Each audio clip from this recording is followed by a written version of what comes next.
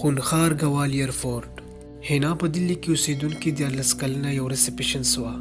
داسې خو هغه د ګوالیار نه وه. د 15 کالو داسې د خپلې مور سره په دلی کې اوسېده. د حنا پلار په ګوالیار کې اوسېدو. د څو پیرې رابللو نه باوجود هم د حنا پلار د 15 کالو داسې د حنا سره نه ملو شوی. د حنا مور به اکثر له ګوالیار ته تله، خو هغې به څه نه څه بهانه جوړه کا او حنا به یې د ګوالیار د تلو نه منې کا. او د دې د وجې حنا د خپل مور پلار د دواړو نه ډېره زیاته خفه وه. داسې یوه ورځ د حنا مور او د هغې خور ګوالیار ته تلي وو. نو حنا د خپل هوټل نه چوټي راواخیسته او هغې دا پلان جوړ کړو چې زه به اچانک ګوالیار والا کور ته لاړه شم او خپل خور او مور له به یو سپرایز ورکم. خو لیکن چې څنګه حنا ګوالیار والا کور ته ورسي، د هغې مور چې حنا ته وګوري نو एकदम ګونګی شي. او هغې ته داسې ښکار چې د حنا په شکل دلته یو بوت راغلی دی. هغه ډېره زیاته ویریږي او حنا ته د واپس تلو مینتونه شروع کړي. حنا ته دا هر څه ډېر زیات عجیبه وښکاري او هغه خپلې مور ته وایي چې زه د خپل پلار سره ملاوېدو لپاره راغلی یم او د خپل پلار د ملاوېدو نه بغیر به زه چېرته هم لاړه نه شم. د شپې ډېر زیات ناوخته شي. د حنا مور حنا ته ډېر زیات مینتونه کوي، خو لیکن حنا نه مني. په دغه شپه د شپې ډېر زیات ناوخته وي، خو لیکن د حنا پلار کور ته نه وي راغلی او نه د هغه موبایل ملاویږي. د حنا مور ډېره زیاته پریشانه وي او هغه په دغه ټایم خو حنا ته د واپس تلو مینتونه کوي. حنا چې د خپل مور دا خبرې واوري نو هغه ډېره زیاته خفه شي او هغې ته داسې ښکار چې زما پلار زما سره ملاوېدل نه غواړي. او د دې د وجې هغه د خپلې مور خبره ومني او د خپل کور نه ریلوے سټیشن دپاره وځي چې اچانک د هغې په سر باندې چکر راسي او بېهوشه شي. په دې شپه حنا یو خوب ویني چې د حنا پلار په ګوالیار فورټ کې یو بلبلې یا ځای کې ګیر شوی دی او هغه هلته کې حنا ګوري او هغه په کتو کتو کې د ګوالیار فورټ چت ته ورسي چې په دې کې اچانک هغه ته یوه جینۍ وښکاري چې هغه د حنا په شانتې وي. خو لیکن چې څنګه د حنا پلار هلته ورسي چې هغه وګوري نو هغه حنا نه وي، بلکې هغه یو داسې خطرناکه ښځه وي چې د هغې نیم سر نه وي. دې چې څنګه هغې ته وګوري نو د یرې د وجې د ګوالیار فورټ د چت نه ښکته راغورځېږي او د ښکته راغورځېدو سره حنا یو چغه ووهي. حنا د خوب نه راپاسي. سهار شوی وي. د حنا د کور مخې ته ډېر زیات خلک راغونډ وي. د حنا مور حنا ته ووایي چې بېګا شپه کې ستا پلار د ګوالیار د فورټ د چت نه راټوپ کړي دي او خودکشي یې کړې ده. دا خبره چې حنا واوري د هغې زړه توکړي توکړي شي. د ټولو خلکو د تلو نه بعد حنا خپله مور یو سیټ ته کي او هغې ته هغه خوب ټول بیان کي او په دې کې د حنا مور حنا ته یو داسې خبره وکړي چې د اورېدو سره د حنا روح په رپېدو شي.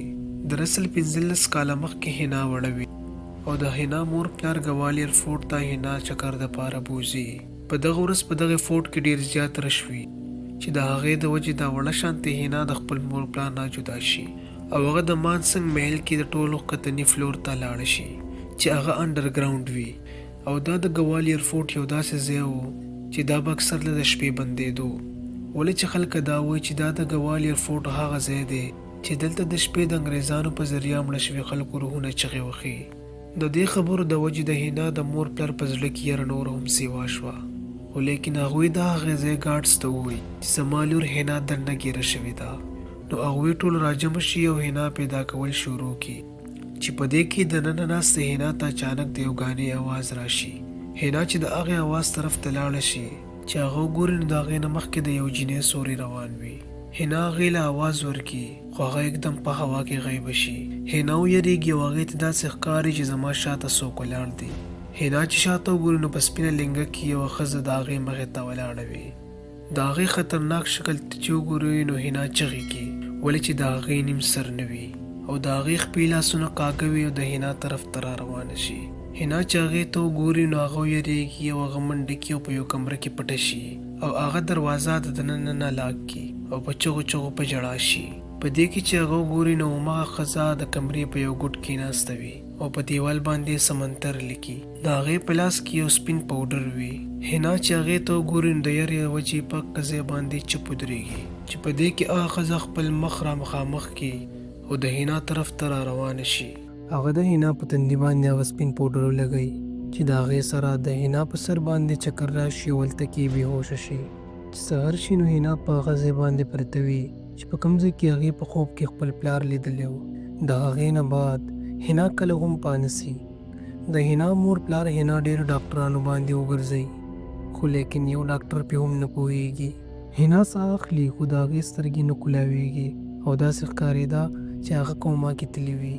د دې نه بعد د حنا مور یو پنډت کور ته راولي چې هغه څنګه حنا ته وګوري نو دوی ته ووایي چې حنا باندې په میل کې د یو مړې شوې ښځې لاس لګېدلی دی او د هغې روح هلته د خپل بدن اخیستو دپاره ډېره غوسه ګرځي.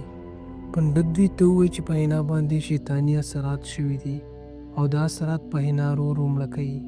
د حنا پلار حنا سره ډېره زیاته مینه کوي او چې هر څه وشي خو هغه خپلې لور بچ کول غواړي. نو د حنا پلار پنډت ته ووایي چې د دې ختمولو څه ناڅه حل خو به وي. نو هغه پنډت دوی ته ووایي چې د دې اثرات ختمولو دپاره به تاسو دواړو کې څوک نه څوک ځان مرګ له ورکوئ. د حنا پلار هغې ته غاړه کېږدي خو حنا د هر قسمه تکلیف نه بچ کول غواړي. د دې هر څه نه بعد دغلته دا پنډت یو عمل شروع کړي چې په هغې کې حنا او د هغې مور پلار ناست وي. د عمل په دوران کې د حنا سترګې کولو شي او د هغې سترګې تکې سرې وي او هغه هغې پنډت ته کنځل شروع کړي. نو هغه پنډت په هغې باندې یو منتر چوف کړي او سره مرچ په هغې باندې ودوړئ او د هغې سره حنا بیا بېهوشه شي او د حنا پلار هم एकदम بېهوشه شي. لږ ساعت بعد حنا په هوش کې راشي او هغه بالکل ټیک ټاک وي. پنډت د حنا مور ته ووایي چې حنا د ګوالیر نه څومره لرې بوتلی شي نه بویځه. نو د حنا مور هغه دلي ته راولي ولې چې د دې پلار اوس د هغه شیطاني اتما غلام وي. د دې د وجې هغه ګوالیر نشي پرېښوی. د دغه شیطاني اتما اثرات د حنا په پلار باندې شروع شو. د هغه جاب هم ختم شي او هغه ډېر زیات بیمار شي. خو لیکن چې څنګه حنا ګوالیر ته راشي نو هغه شیطاني اتما حنا مړه کول غواړي. نو د حنا په بدله کې د حنا پلار هغې ته ځان ورکړي او هغه مړ شي. حنا چې د خپل مور دا ټوله خبره واوري نو هغه په ژړا شي او د خپلې مور نه معافي وغواړي. د حنا مور حنا ځان ته رانږدې کړي او د دې واقعې نه بعد حنا او د هغې مور همیشه دپاره ګوالیر پرېږدي. او اوس هم دلته ډېرې خبرې داسې مشهورې دي چې دې فورټ ته څوک لاړ شي او هغه باندې شیطاني اثرات وشي او یا به هغه مړ کېږي او یا به د هغې په بدل کې بل انسان مړ کېږي. نو ملګرو تاسو ته څه ښکاري چې د ګوالیر فورټ دا واقعه رښتیا ده که داسې افوا خوره شوې ده؟ موږ ته په کمنټس کې ضرور ووایي. ملاویږو به یو بل شاندار ویډیو کې. د الله حافظ.